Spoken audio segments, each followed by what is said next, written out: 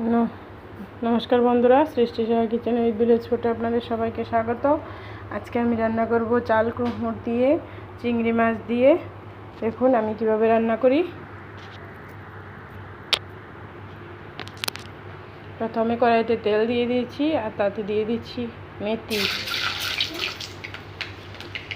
এবার তাতে দিয়ে দেব চিংড়ি মাছগুলো দিয়ে দিয়েছি। তাতে দিয়ে দিচ্ছি একটু লবণ আর একটু হলুদ।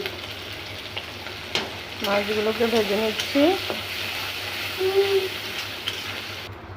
মাছগুলো ভাজি হয়ে গেছে, এখন দিয়ে দেব চাল কুমড়োগুলো।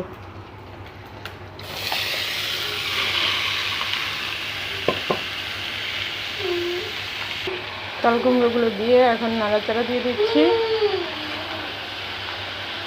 নাড়াচাড়া দিয়ে নিয়েছি, এখন দিয়ে দিচ্ছি লবণ।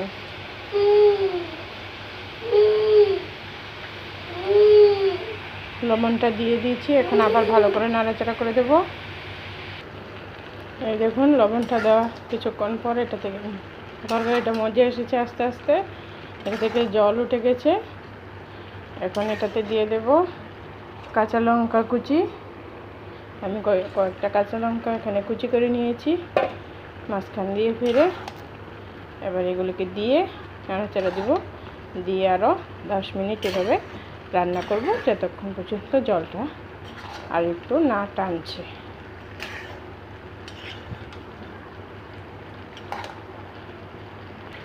দেখুন এবার এটাতে আমি দিয়ে দিচ্ছি হলুদ 1 চামচ, আর দিয়ে দিচ্ছি একটু লঙ্কা গুঁড়ো অল্প করে দিচ্ছি। এবার এটাকে ভালো করে নেড়ে চেড়ে দেবো।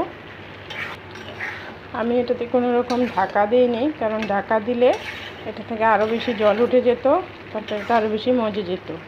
তাই ঢাকা ছাড়াই এটাকে রান্না করছি। এই দেখুন মোটামুটি টেনে এসেছে। এখন দিয়ে দিচ্ছি 1 চামচ চিনি। এই দেখুন কয়েকটা ধনেপাতা নিয়েছি, এগুলো এখন কুচি কুচি করে ফলে দিয়ে দেব। এই দেখুন ধনেপাতাগুলো কুচি করে নিয়েছি, এখন দিয়ে দিচ্ছি। এই দেখুন রেডি হয়ে গেছে আমাদের এই চাল কুমড়ো চিংড়ি। এখন এটাকে নামিয়ে নেব। দেখুন নামিয়ে নিয়েছি। বন্ধুরা, যদি আমার ভিডিওগুলো ভালো লেগে থাকে তাহলে অবশ্যই লাইক করে দেবেন। আর এরকম ঘরোয়া পদ্ধতিতে রান্না দেখতে চাইলে আমার এই চ্যানেলটাকে সাবস্ক্রাইব করে নেবেন। ধন্যবাদ।